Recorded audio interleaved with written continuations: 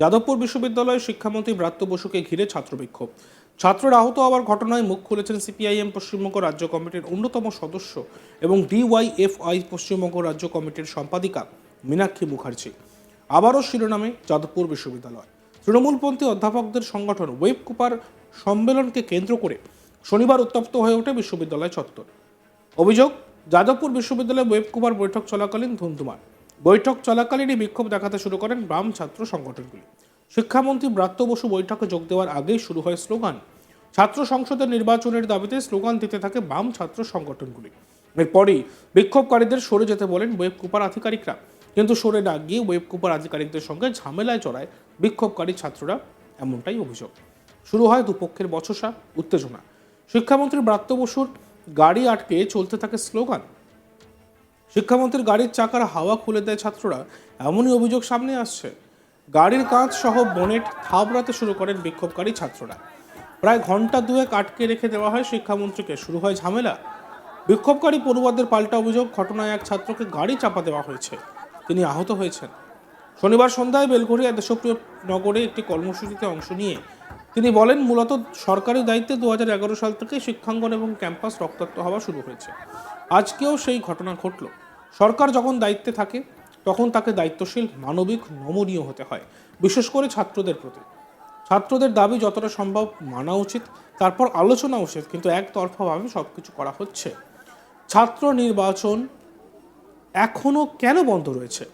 আসলে গোটা রাজ্যকে নৈরাজ্যের পথে যেতে বাধ্য করা হচ্ছে।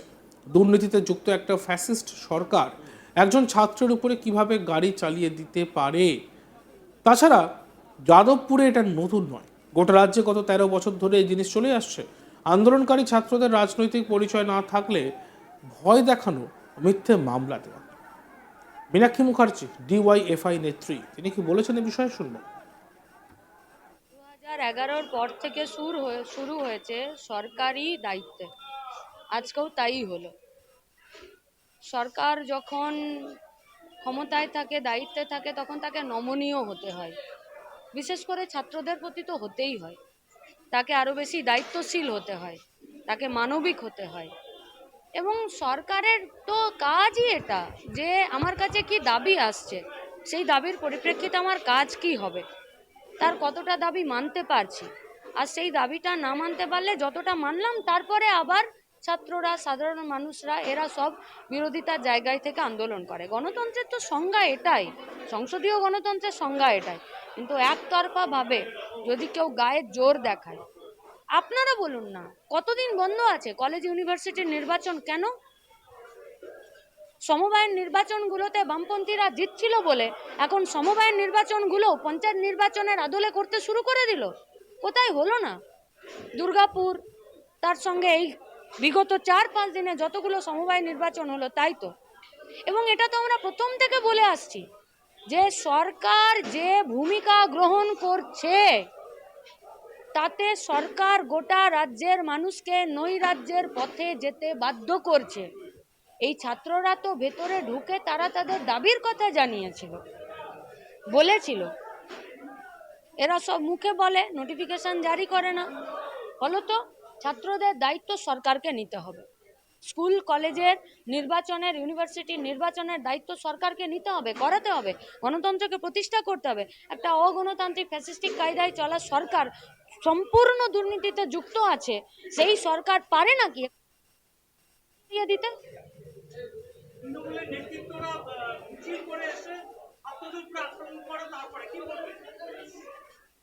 যে সরকার একটি,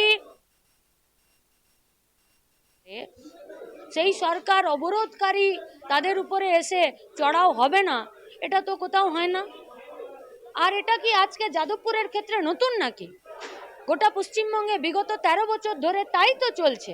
যারাই আন্দোলন করছে, যদি তার কোনো রাজনৈতিক ছাপ সোকল্ড না থাকছে, তাহলে তাকে টাকা দিয়ে চুপ করানো, তাকে ভয় দেখানো, তাকে হুমকি দেওয়া, তাকে কেস কাবারি দেওয়া। আর যদি তার কাঁধে রাজনৈতিক ঝান্ডা থাকছে, বিশেষত যদি বামপন্থী হচ্ছে, তাহলে তো কেল্লা ফতে, দিয়ে দাও মামলা, দিয়ে দাও কেস, আর ভরে দাও জেলে, আর মারো, ধরো। অরূপ বিশ্বাস বলেছে আগুন নিয়ে খেলবেন না, আর সায়নী ঘোষ বলেছে শান্ত পরিবেশকে অশান্ত করছে এসে গেছে। কি বলবো? একটি শিক্ষামন্ত্রী তিনি এটাকে যদি উনি শান্ত পরিবেশ বলছেন, তাহলে আমাদেরকে ভাবতে হবে যে আমরা কাদেরকে এমপি করছি।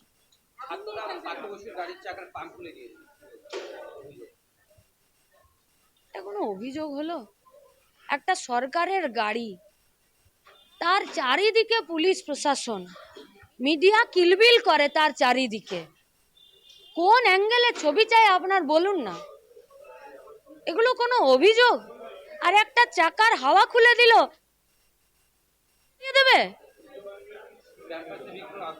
আগুন নিয়ে খেলবেন না বলেছেন আমার বিশ্বাস হ্যাঁ, আমরা তো দেখেছি পশ্চিমবঙ্গের বিভিন্ন জায়গায় বগটুইতেও তৃণমূলের আগুন নিয়ে খেলা দেখেছি আমরা। ভুয়ো ভোটার লিস্ট নিয়ে মীনাক্ষীর বক্তব্য, যারা দায়িত্বে আছে, ক্ষমতা আছে, তারাই যদি বুড়ো ভোটারদের অভিযোগ করে তাহলে আমরা কোথায় যাব? সময়ের অভাব দেখিয়ে আরজি করের নিহত ছাত্রীর বাবা মায়ের সঙ্গে রাষ্ট্রপতির দেখা না করা নিয়েও নিশানা করেছেন মীনাক্ষী। কি বলেছেন মীনাক্ষী মুখার্জি শুনবো। বলুন, এগুলোকে নিয়ে মানে বলতেও আর ইচ্ছে করে না। যারা দায়িত্বে আছে তারাই যদি বলে ভুয়ো ভোটার, তাহলে আর কোথায় যাবে? আরজিকর কাণ্ডে নির্যাতিতার বাবা দ্রৌপদী মুর্মু রাষ্ট্রপতির সাথে দেখা করতে গিয়েছিল, সময়ের অভাব বলে তিনি দেখা করলেন। দেখুন, এই যারা রাষ্ট্রপতি আছেন, যারা মোহন ভাগবত আছেন, যারা বিজেপির পার্টি আছেন, আপনি তাদের আদর্শের দিকে তাকান, তারা মনুবাদীতে চলে। সেই মনুবাদীতে আপনার এবং আমার জায়গা হয় লেবার রুমে, নইলে কিচেন রুমে। তারা একটি মেয়ের, তারা এই একবারে নির্যাতিতার পরিবারের সাথে দেখা করবেন? এর আগেও তো স্বরাষ্ট্রমন্ত্রী এসেছিলেন, দেখা করেছিলেন? করেননি তো। যেদিনকে মোহন ভাগবত এসে বলে দিয়ে চলে গেলেন যে আরজিকর কাণ্ডে এই রাজ্যের মুখ্যমন্ত্রী যা স্টেপ নেবেন আমি তাদেরকে সম্মতি জানাবো, তাদেরকে সমর্থন জানাবো, তারপরের দিন থেকে বিজেপির নেতারা কোথায় ছিল? আবারও শিরোনামে যাদবপুর বিশ্ববিদ্যালয়। তৃণমূলপন্থী অধ্যাপকদের সংগঠন ওয়েব কুপার সম্মেলনকে কেন্দ্র করে শনিবার উত্তপ্ত হয়ে ওঠে বিশ্ববিদ্যালয় চত্বর। অভিযোগ, যাদবপুর বিশ্ববিদ্যালয়ে ওয়েব কুপার বৈঠক চলাকালীন ধুন্ধুমার। বৈঠক চলাকালীন বিক্ষোভ দেখাতে শুরু করেন বাম ছাত্র সংগঠনগুলি। শিক্ষামন্ত্রী ব্রাত্য বসু বৈঠকে যোগ দেওয়ার আগেই শুরু হয় স্লোগান। ছাত্র সংসদের নির্বাচনের দাবিতে স্লোগান দিতে থাকে বাম ছাত্র সংগঠনগুলি। এরপরই বিক্ষোভকারীদের সরে যেতে বলেন ওয়েব কুপার আধিকারিকরা, কিন্তু সরে না গিয়ে ওয়েব কুপার আধিকারিকদের সঙ্গে ঝামেলায় জড়ায় বিক্ষোভকারী ছাত্ররা। শুরু হয় দুপক্ষের বচসা এবং উত্তেজনা।